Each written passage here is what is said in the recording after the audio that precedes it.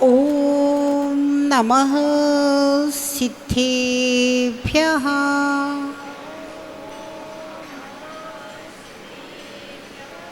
ॐ नमः सिद्धेभ्यः।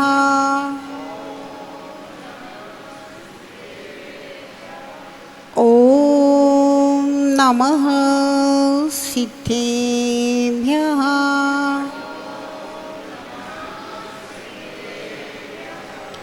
ओंकारं बिन्दुसंयुक्तं नित्यं ध्यायन्ति योगिनः कामदं मोक्षदं चैव। ओंकाराय नमो नमः। सरस्वती नमस्तुभ्यं वरदे कामरूपिणी। विद्यारम्भं करिष्यामि सिद्धिर्भवतु मे सदा। नमो प्रज्ञाश्रमणाय नमः श्रीबाले योगिने। नमो आचार्यदेवाय नमः श्रीविराग सिन्धवे नमः श्रीविशुद्ध सिन्धवे। जब ये अनंतानंद पंचपरमेष्ठी भगवान ने की। देवादिदेव 1008 से चिंतामणि पार्श्वनाथ भगवान ने की। देवादिदेव 1008 से आदिनाथ भगवान ने की। अंतिम तीर्थेश वर्तमान शासन नायक भगवान महावीर स्वामी की। परम पूज्य गणाचार्य गुरुदेव जी 160 विराग सागर जी महाराज जी की। परम पूज्य पट्टाचार्य गुरुदेव जी 160 विशुद्ध सागर जी महाराज जी की। श्री सिद्ध चक्र महामंडल विधान की। जवली परम पूज्य गण्य आरिका रत्न 105 श्री विभा श्री माता जी की। वंदनीय आरिका संघ की।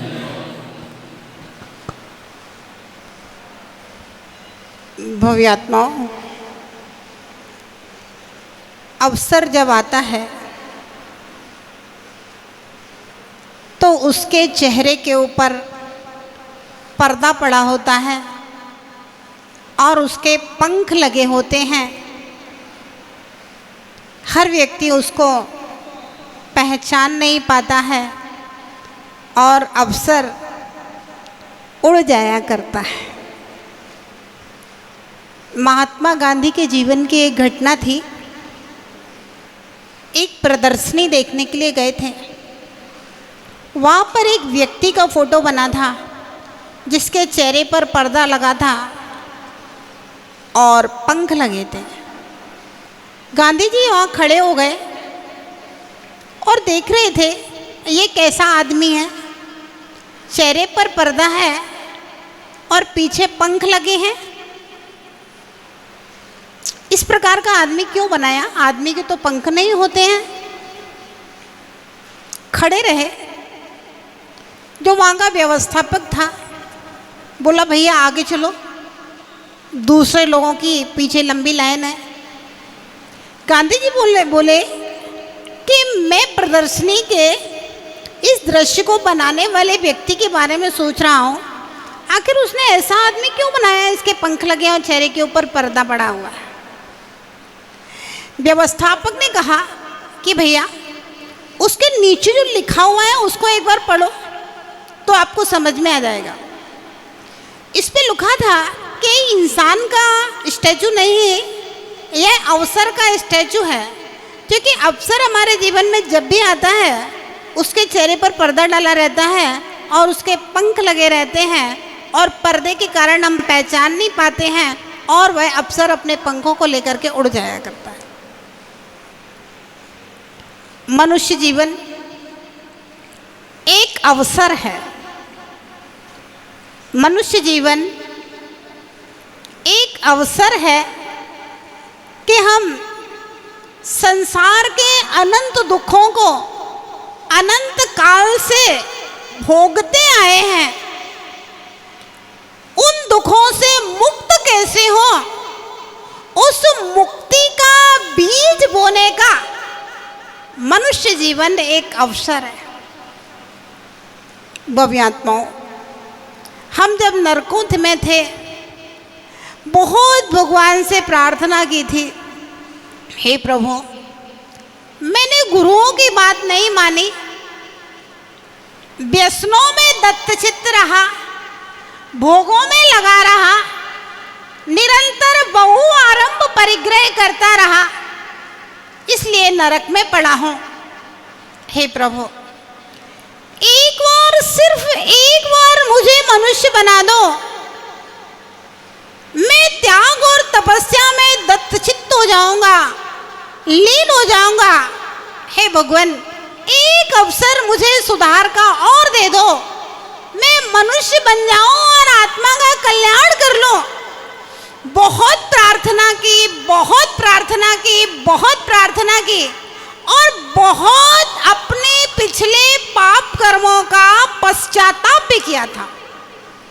और ध्यान रखना, कर्म सिद्धांत कहता है जब हम अपने पापों का पश्चाताप करते हैं, प्रकाश जी, जब हम अपने पापों का पश्चाताप करते हैं सच्चे और अच्छे मन से, हेमंत भैया, तो वो 99% पाप छूट जाते हैं। कितने परसेंट? 99% हम आपसे कम कह रहे हैं, बल्कि 99.999% पाप छूट जाते हैं पश्चाताप करने से। हमारे पास साक्षात उदाहरण है, सम्राट श्रेणिक 33 सागर का बंद किया था, 33 सागर का नरक आयु का बंद छूट करके, खुल करके मात्र 84,000 वर्ष रह गए। 84,000 वर्ष के सामने 33 सागर। पंडित जी कैसे हैं? जैसे एक समुद्र का जल 33 सागर की तरह है और 84,000 वर्ष एक बूंद के बराबर है। मतलब इतना सारा पाप कर्म श्रेणिक ने पश्चाताप से छुड़ा लिया, भगवान के चरणों में प्रार्थना कर करके। सागर जैसा पाप बूंद के बराबर भोगने के लिए बचा है। और भैया और भी दूसरे फायदे हैं। कर्जा चुका, आप कमाते हो तो खाली कर्जा चुकाते हो क्या? 50% कर्जा को चुकाओगे और 50% व्यापार बढ़ाओगे। कर्जा चुका और उसके साथ साथ में सागर जैसा पुण्यमंद, छायक सम्यक दर्शन और तीर्थंकर प्रकृति का बंद कर लिया। प्रैक्टिकल चीजें हैं ये, सबने सुनी है, सबने पढ़ी है, लेकिन जब हम उन चीजों पे हम यहाँ से गौर करवाते हैं तब आपका गौर जाता है, ध्यान जाता है, समझ में आता है क्या भगवान की भक्ति की महिमा का प्रभाव है। जब हमने नरकों में पश्चाताप किया था बहुत, और मालूम नरकों का पश्चाताप सच्चा होता है, यहाँ का भले ही झूठा होए, प्रतिक्रमण शब्दों से पढ़ जाओ पता ही नहीं कहाँ पढ़ रहे।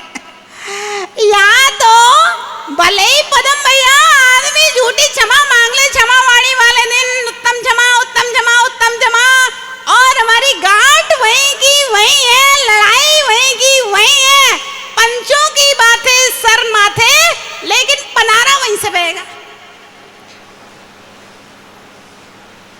पहले कोई लड़ाई हो जाती थी तो पंच बैठते थे निर्णय के लिए, तो एक व्यक्ति ने क्या किया, उसका पनारा किसी के यहाँ से बहता था, वहां से दूसरे लोगों को बड़ी तकलीफ थी। पनारा मतलब नाली, वो जो नाला होता है ना, नाला, इसको पनारा, चौड़ी पतली नालियां। दूसरे लोगों को बड़ी प्रॉब्लम होती थी जो आसपास रहते थे, तो उन्होंने कहा भैया इस पनारे को थोड़ा बंद कर दो, दूसरे रास्ते से निकाल दो। इसके लिए पंचायत बैठी थी और सारी पंचायत में एक मत निर्णय हो गया, बोला मैं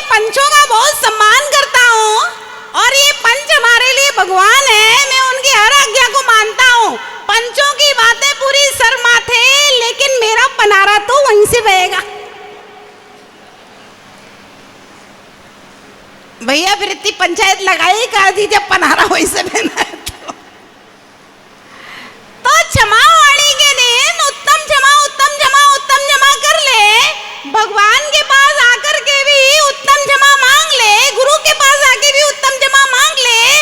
लेकिन हो सकता है वह क्षमा ऊपर से हो, बहुत सारे कारण होते हैं क्षमा मांगने के, लेकिन नरकों में जो पश्चाताप होता है, जब वेदना होती है, पीड़ा होती है, तकलीफ होती है, अवधि ज्ञान लगाता है, मैंने गुरु की बात नहीं मानी, भगवान की बात मत नहीं मानी, धर्म का आचरण नहीं किया, इसलिए मुझे ये वेदना भोगने के लिए मिल रही है, तो भैया एकदम सच्चा पश्चाताप होता है नरकों में।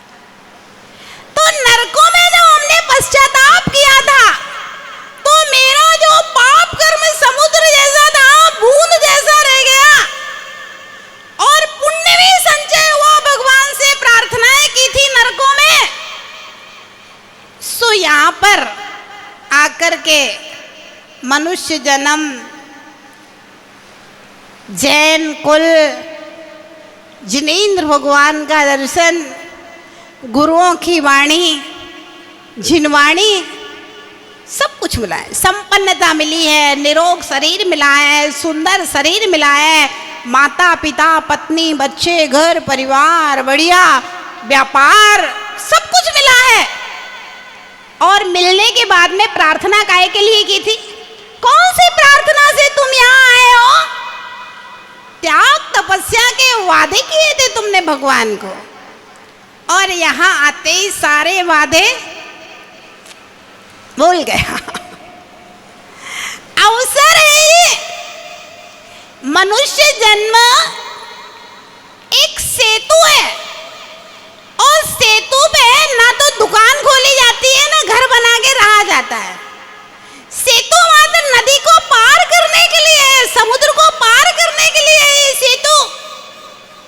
मनुष्य जीवन परीक्षा की घड़ियां है, सब मिला है, अच्छे में निमित्त बुरे निमित्त सब कुछ मिला है। अब परीक्षा आपके आप अच्छा करते हो या बुरा करते हो, ध्यान रखना। कर्म कौन सा उदय में ये बात महत्वपूर्ण नहीं है। आचार्य कुंद स्वामी ने समय सारथी में निमित्तों को बिल्कुल महत्व नहीं दिया। उन्होंने कहा निमित्तों को देखोगे तो कभी मोक्ष नहीं होगा, आप तो अपनी आत्मा के भावों को सुधारिए। पुण्य करने वाला, विशुद्धि बढ़ाने वाला, पाप के उदय में भी पुण्य करेगा और पुण्य के उदय में भी पुण्य करेगा। पुण्य का उदय है तो पुण्यानुबंधी पुण्य, पाप का उदय है तब भी पुण्यानुबंधी पुण्य। जिसको पुण्य करना है उसके चाहे पाप का उदय हो चाहे पुण्य का उदय हो, इससे कोई फर्क नहीं पड़ता है, वह तो पुण्य ही करेगा, विशुद्धि ही बढ़ाएगा। और भैया जिसको पाप करना है, जिसको पाप करना है, संक्लेश करना है, उसके पुण्य का उदय होगा तब भी संक्लेश करेगा, रावण की तरह, दुर्योधन की तरह, कंस की तरह।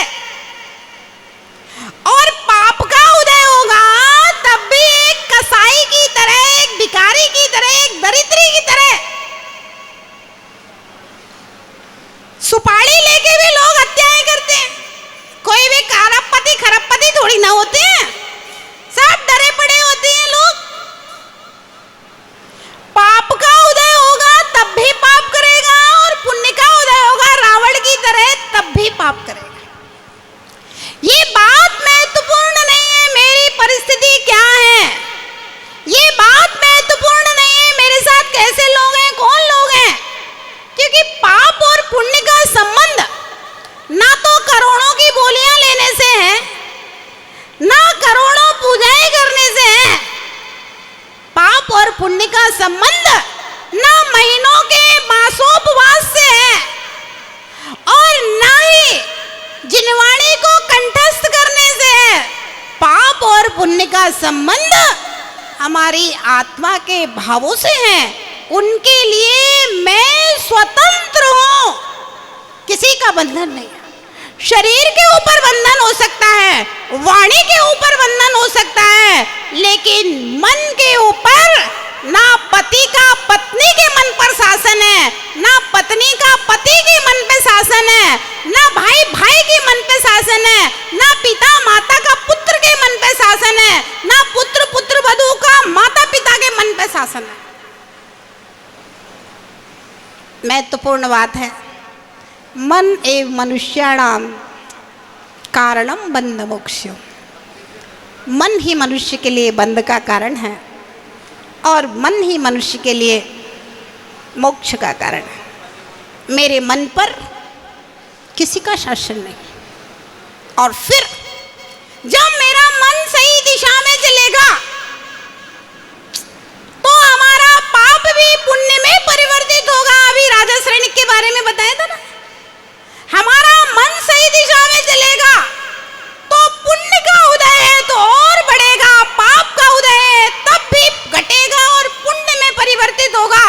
परिस्थितियां सुधरती जाएंगी, सुधरती जाएंगी, सुधरती जाएंगी, कल्याण हो जाएगा, क्योंकि आपने अवसर को पहचान लिया।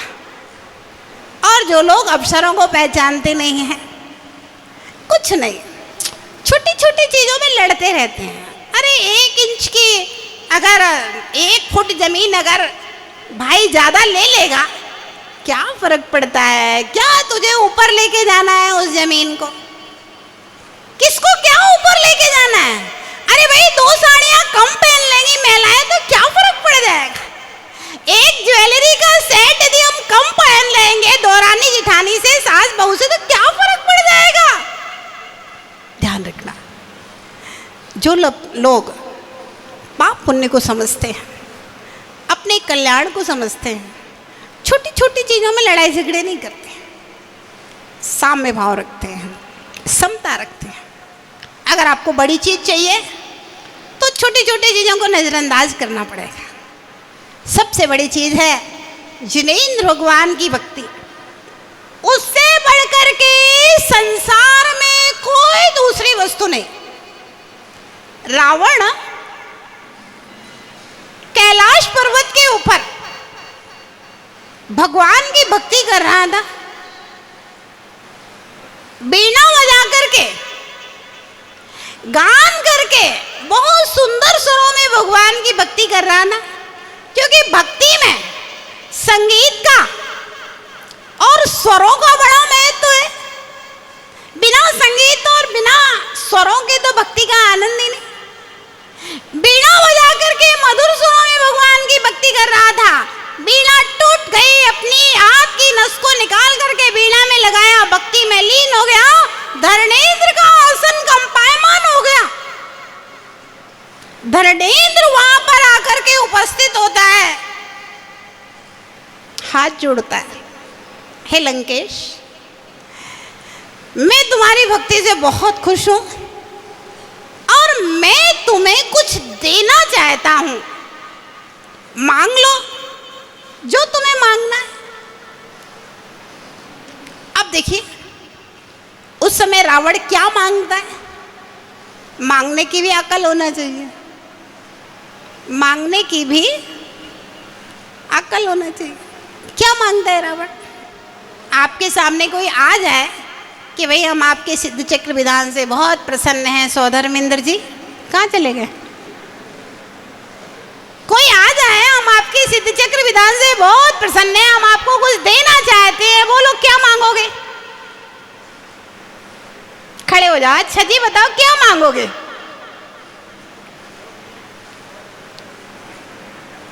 अचानक कोई देव प्रकट हो और वो ये कहे कि हम आपके विधान से बहुत खुश हैं और हम कुछ देना चाहते हैं, बोलो क्या मांगोगे? है ऐसे ही धर्म प्रभाव ना करते ना, बहुत अच्छी बात है। रावण ने मालूम क्या कहा, ध्यान से सुनना उस बात को। रावण ने कहा, हे नागेंद्र, हे धरणेंद्र, अगर जिनेंद्र भगवान की भक्ति से बढ़कर अगर 3 लोक में कोई वस्तु है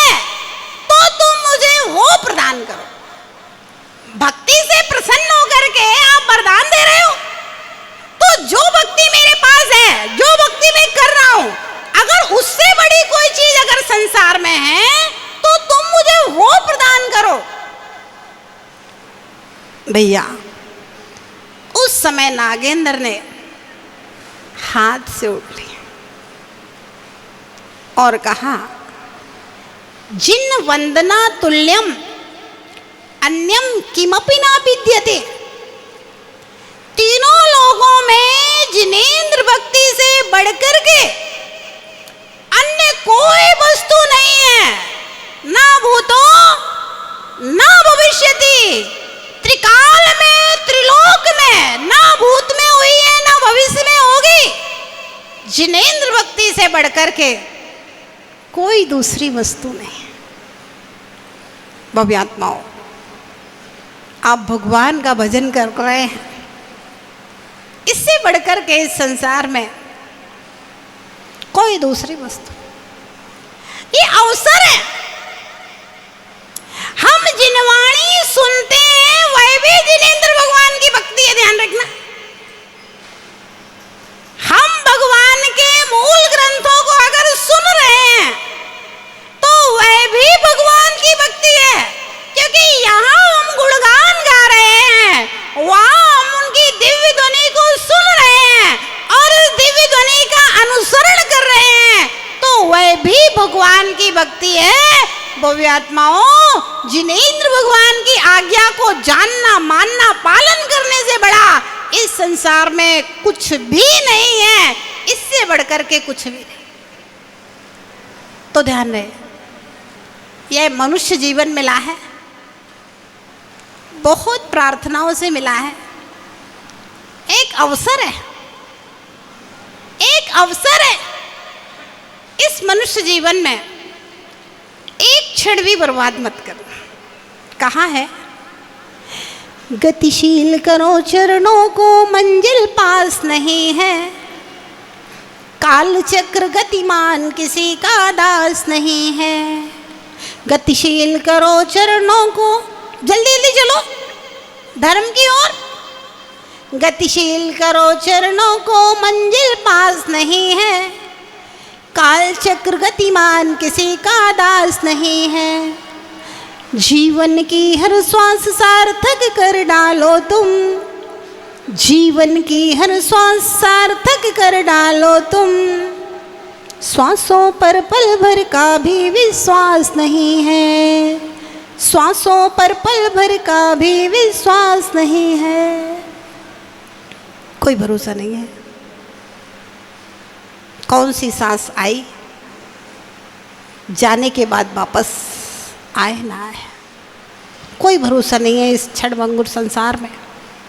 इसलिए जब जब गुरु का सानिध्य मिले, भगवान की भक्ति हो रही हो, हिसाब मत लगाना,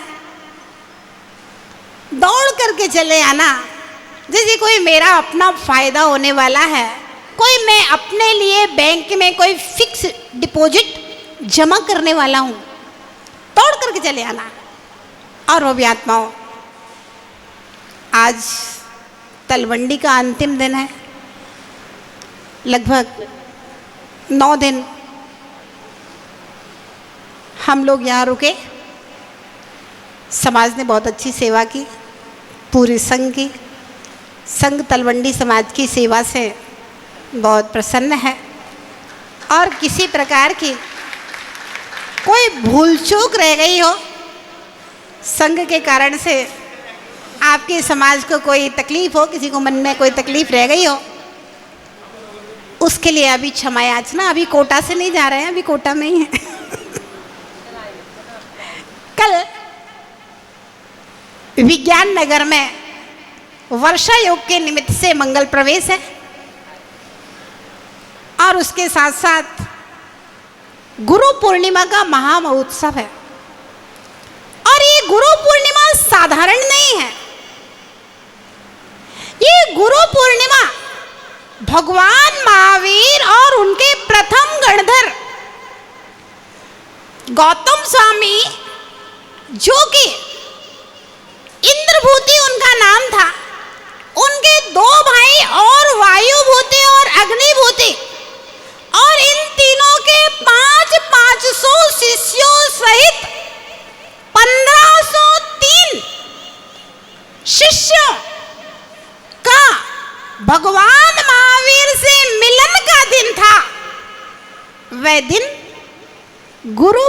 पूर्णिमा का दिन है। भव्यात्माओं, गुरु जो हमारे जीवन के अज्ञान अंधकार को मिटा करके ज्ञान भर दे, मोह को मिटा करके चारित्र भर दे, मेरी सारी समस्याओं का समाधान कर दे, सारे सवालों का हल कर दे, मुझे मेरी आत्मा के स्वरूप को बता दे और मेरी पहचान भगवान से करा दे, मेरी पहचान भगवान की वाणी से करा दे, मुझे जिनवाणी पढ़ना सिखा दे, जिनवाणी सुनना सिखा दे, मुझे बोधि समाधि की प्राप्ति करा दे। उस महान आत्मा का नाम गुरु हुआ करता है। ये तो संसार में लौकिक गुरु बहुत सारे होते हैं, लेकिन जो परमार्थ गुरु हैं उनका संबंध इस गुरु पूर्णिमा से है। गुरु अपने आप में संपूर्ण माँ होता है। माँ बच्चे को पालन पोषण करती है, अच्छी शिक्षाएं और संस्कार देती है, और गुरु पालन पोषण भी करता है। उनकी शरण में जाते हैं जो शिष्य बन करके संग में रहते हैं, उनका पालन पोषण भी करता है, संस्कार भी देता है और रत्नत्रय दे करके मोक्ष मार्ग को प्रशस्त करने का काम करता है। ऐसी गुरु पूर्णिमा माँ का महामहोत्सव भी विज्ञान नगर में होगा। उसके पहले यहाँ पर जिन सहस नाम की धारा, यहाँ या मंदिर में यहीं कर लेंगे, लोग रहेंगे, मंदिर में भी जगह कम पड़ जाएगी। तो यहाँ पर जिन सहस नाम की धारा, शांति धारा और एक छोटी सी गुरु पूजन भी हम लोग साथ में कर लेंगे, क्योंकि गुरु पूर्णिमा है। फिर वहाँ जाकर के भी पुनः गुरु पूजा होगी और भी बहुत सारे कार्यक्रम जो अभी बाद में पाटू जी बताएंगे। तो भव्यात्माओं, एक अवसर है इस वर्षा योग का। प्रातःकाल प्रतिदिन कल यहाँ से शुरू हो जाएगा, क्योंकि वर्षा योग की शुरुआत तो तलवंडी से ही हुई है, सिद्ध चक्र विधान। क्योंकि कोटा का एक दूसरे से, संजय भैया, एक दूसरे से कॉम्बिनेशन है और बहुत अच्छी एकता है पदम जी। हाँ, बहुत बड़ी एकता है। मंगल प्रवेश कराया तो आर के पुरम में कराया, फिर उसके बाद महावीर नगर फर्स्ट, तलवंडी, रिद्धि सिद्धि नगर, विस्तार योजना आया, वहाँ सब जगह दादावाड़ी में। ये आपसे एकता के परिणाम है।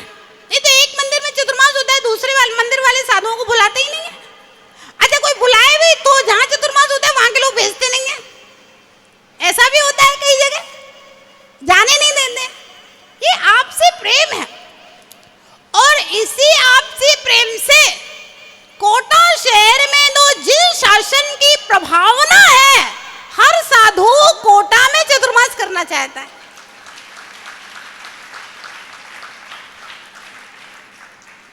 ये सब आपसे प्रेम वात्सल्य, सम्यक दर्शन के 8 अंग है ना, 6 अंग हो जाए, वात्सल्य नहीं हो तो प्रभावना नहीं होगी, बाकी सब हो जाएगा। वात्सल्य से प्रभावना होती है। अगर वात्सल्य है तो प्रभावना है, वात्सल्य नहीं है तो पाटोदी जी प्रभावना खत्म हो जाएगी। धर्म की पंडित जी, तो वात्सल्य ऐसे ही बनाए रखना। जिन सहस नाम की धारा यहाँ से शुरू होगी, कल यहाँ होगी, फिर परसों से विज्ञान नगर में प्रतिदिन जो अभिषेक का समय है जिनालय का, उस समय सहस नाम की धारा और शांति धारा। उसके बाद ठीक 8 बजे, ध्यान रखना 8:01 नहीं होगा और ठीक 9 बजे तक 9:01 नहीं होगा। ठीक 8 बजे से घड़ी का बिल्कुल कांटा देख करके 8 बजे से 9 बजे तक तत्वार्थ सूत्र ग्रंथ, जो कि द्वादशांग जिनवाणी का सार स्वरूप, जैनों की गीता, जैनों का पुराण, जैनों की बाइबल कहा जाता है, ऐसे महान ग्रंथ को सुनने का अनवरत 4 महीने तक विशेष आयोजन पर्यूषण पर्व आदि छोड़ करके अनवरत 4 महीने तक सुनने का सौभाग्य प्राप्त होगा। और जो लोग भी इस वर्षा योग के अवसर का और अपने मनुष्य जीवन के अवसर का, अपने जैन कुल में जन्म लेने के अवसर को सार्थक और सफल करना चाहते हैं, वे लोग ठीक 8 बजे विज्ञान नगर के प्रांगण में प्रवचन हॉल में अवश्य पहुंच जाएं। कम से कम 15 दिन आप मेरे कहने से आओ, फिर आपकी इच्छा हो तो आना, और नहीं तो नहीं आना। कोई किसी को बांध तो रहा नहीं है ना, कोई किसी से बंध सकता है। बांधने से कोई बंधता। सीता के लिए लक्ष्मण रेखा खींच गए थे, लेकिन सीता ने उस लक्ष्मण रेखा को पार कर दिया, उल्लंघन कर दिया, संकट में आ गई। लेकिन जब रावण की अशोक वाटिका में सीता थी, सीता के पास रक्षा के लिए कोई लक्ष्मण रेखा नहीं थी, कोई कवच नहीं था। सीता ने एक तिनके को रख दिया था। बोले रावण लंकेश, अगर इस तिनके को पार किया तो भस्म हो जाओगे। सीता का सतीत्व था, रावण ने अगर हाथ भी लगाया तो करंट लगा और वो पीछे हो गया वहां से। इस सती के सतीत्व का प्रभाव था कि वह तिनका भी लक्ष्मण रेखा का काम कर रहा था। तो ध्यान दे, कोई किसी को बांध नहीं सकता है, ना कोई किसी से बंध सकता है। मेरी तो प्रेरणा मात्र है। 15 दिन आप आइए, अच्छा लगे तो फिर आना, नहीं लगे तो कोई बात नहीं है। भव्यात्मा, एक बार सुन के तो देखो, भगवान की वाणी को सुनने का क्या आनंद आता है, क्या खुशी मिलती है। तत्वार्थ सूत्र एक ऐसा ग्रंथ है जिसमें संसार की हर समस्या का समाधान है। आप तत्वार्थ सूत्र पढ़ेंगे तो आप कभी डिप्रेशन में नहीं जाएंगे। अगर आप एक बार तत्वार्थ सूत्र पढ़ लीजिए, आप कभी आत्महत्या नहीं करेंगे। आप अगर एक बार अच्छे ढंग से, अच्छे मन से तत्वार्थ सूत्र पढ़ लीजिए, आपके जितने भी टेंशन है, संकल्प विकल्प है, जितनी भी समस्याएं हैं, कर्म सिद्धांत से आपकी सारी की सारी समस्याओं का समाधान हो जाएगा। अभी हम कुएं में उत्पन्न होने वाले, कुएं में जन्म लेने वाले, कुएं में रहने वाले, कुएं में मरने वाले मेढक है। लेकिन तत्वार्थ सूत्र पढ़ के जिनेंद्र भगवान के द्वारा जो व्याख्यान पढ़ेंगे, आपको लगेगा ये कुआं पूरा संसार नहीं है, 3 लोग तो बहुत बड़ा है। मैंने जो पाया है इससे भी ज्यादा पाने वाली बहुत सारी चीजें हैं जिनको मुझे पाना है, और मैंने जो पाया है उससे नीचे भी बहुत सारे लोग हैं जिनके पास कुछ भी नहीं है। हम बहुत भाग्यशाली हैं। कहा है, छोटों को देख करके जियो, छोटों को देख करके जियोगे, खुश रहोगे, और बड़ों को देख करके बढ़ो। खाली छोटों को देख करके अपने में संतुष्ट मत हो जाओ, हम जहाँ हैं वहाँ बहुत अच्छे हैं। नहीं, जहाँ हम निगोजिया जीव के विषय में, त्रियंचों के विषय में, नारकियों के विषय में पढ़ेंगे तो हमें लगेगा भैया हम तो बहुत अच्छे हैं। लेकिन जब हम देवों के विषय में और अनंत परमात्मा के विषय में पढ़ेंगे तो हमें लगेगा कि नहीं, अभी हमें बहुत आगे बढ़ना है। तो छोटों को देख करके मन में संतोष धारण करो, धैर्य धारण करो, और बड़ों को देख करके गंभीरता पूर्वक अपने कदमों को आगे बढ़ाओ और भगवान बनो। भव्यात्माओं, समय आपका हो गया। आज जिन सहस्त्र नाम का विधान है, और जिन सहस्त्र नाम, सहस्त्रम पाप शांते, 100 रोगों की एक दवा, 1000 लाख करोड़ रोगों की एक दवा। किसी व्यक्ति के जीवन में कैसी भी समस्या हो, कैसी भी समस्या हो, आप प्रतिदिन जिन सहस्त्र नाम स्तोत्र का पाठ कीजिए, उससे और ज्यादा प्रभावशाली ओम ह्रीम अरहम, ये तीनों बीजाक्षर जो मंत्र हैं अपने आप में बड़े चमत्कार कुमारी हैं। ओम बीजाक्षर भगवान की वाणी का प्रतीक है। ओम बीजाक्षर पंच परमेष्टि का प्रतीक है। ह्रीम बीजाक्षर 24 तीर्थंकरों का बीज मंत्र है और ह्रीम बीजाक्षर धर्मेंद्र पद्मावती सहित पार्श्वनाथ भगवान का बीज मंत्र है, ऐसा मंत्र शास्त्रों में कहा हुआ है। अर्हम बीजाक्षर, अर्हम मित्यक्षरम ब्रह्म वाचकम परमेष्ठिना सिद्ध चक्रस्य सद्बीजम सर्वदा प्रणमाम्यम।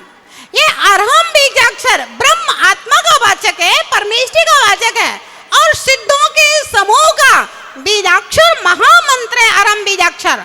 और उसके साथ साथ इस अर्हम बीजाक्षर में द्वादशांग जिनवाणी समाहित है।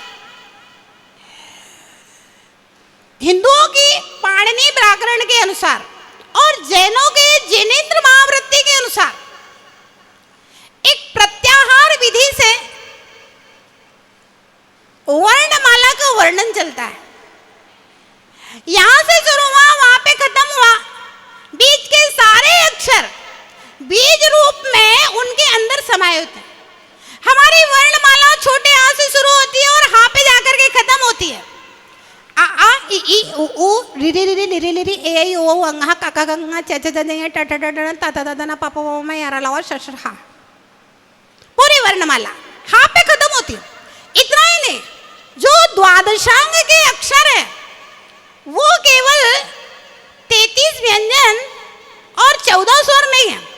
द्वादशांग की रचना जिससे हुई है वो वर्णमाला के 64 अक्षर हैं। वे 64 अक्षर भी आ से शुरू होकर के हा पर आकर के खत्म होते हैं। तो सिर्फ इस वर्णमाला के अक्षर नहीं, जिस वर्णमाला से भगवान की वाणी की रचना गौतम स्वामी करते हैं, उस वर्णमाला के संपूर्ण अक्षर आ से लेकर के हा के अंदर आ जाते हैं 64 अक्षर। उन 64 अक्षरों का अगर बीजाक्षर मंत्र है तो वह अर्हम बीजाक्षर महामंत्र है। इसकी आराधना करने से ज्ञानावर्णी कर्म का क्षय होता है और ह्रीम की आराधना करने से नवग्रह की शांति होती है। ओम की आराधना करने से सब प्रकार के मानसिक क्लेशों का दूर होता है।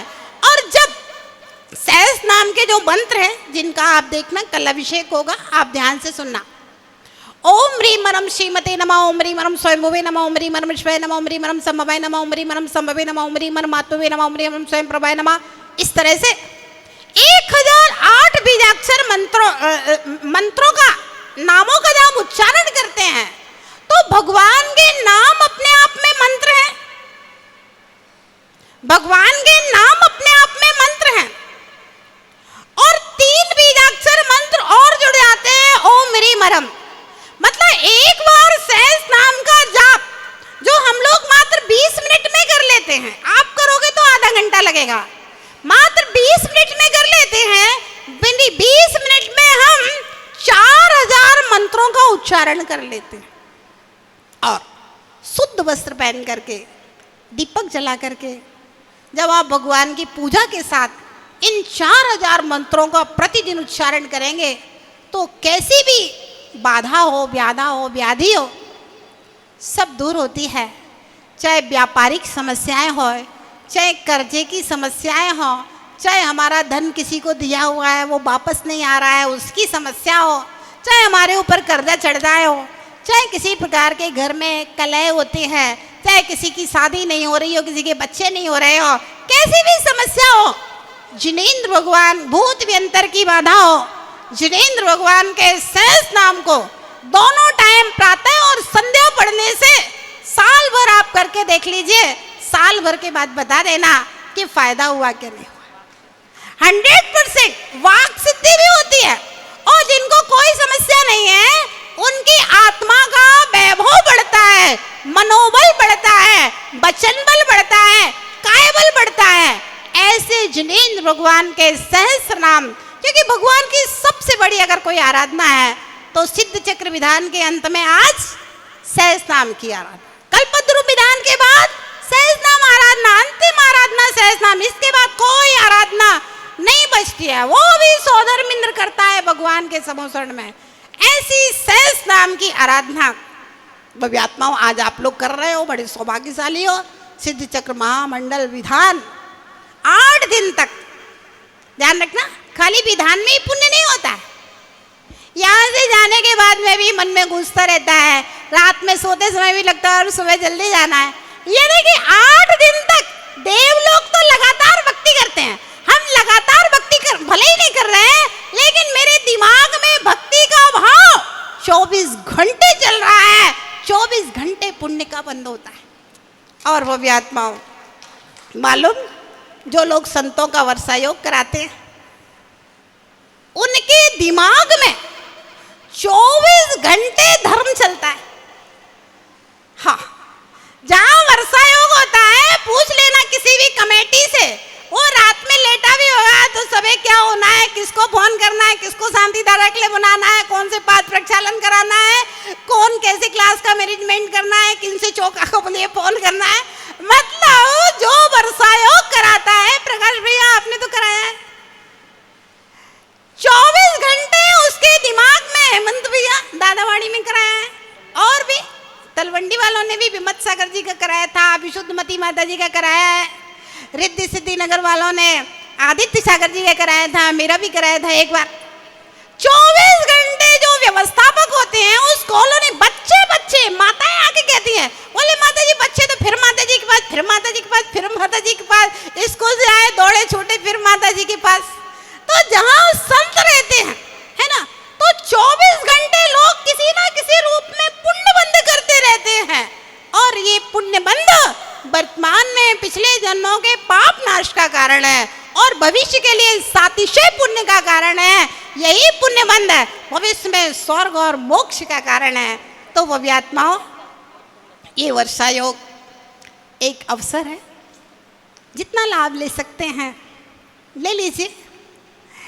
8 से 9 तत्वार्थ सूत्र की क्लास, 9 बजे से भक्ता 48 दिन का एक दिन एक काव्य का भक्तामर जी का उच्चारण और उसके रहस्य विशेष व्याख्यान, उसी के ऊपर मंगल प्रवचन प्रतिदिन होगा, और रविवार के दिन विशेष फैमिली पूजा विधान और मंगल प्रवचन होगा, और संध्या के कार्यक्रम आप सबको पता ही हैं।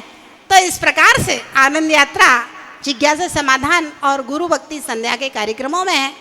तो ध्यान रहे, जो जिस रूप में लाभ ले सकते हैं आप पूरा धर्म लाभ लीजिए, और ये धर्म लाभ आपके स्वर्ग और मोक्ष का रास्ता खोल देगा। जय बोलिए महावीर भगवान की।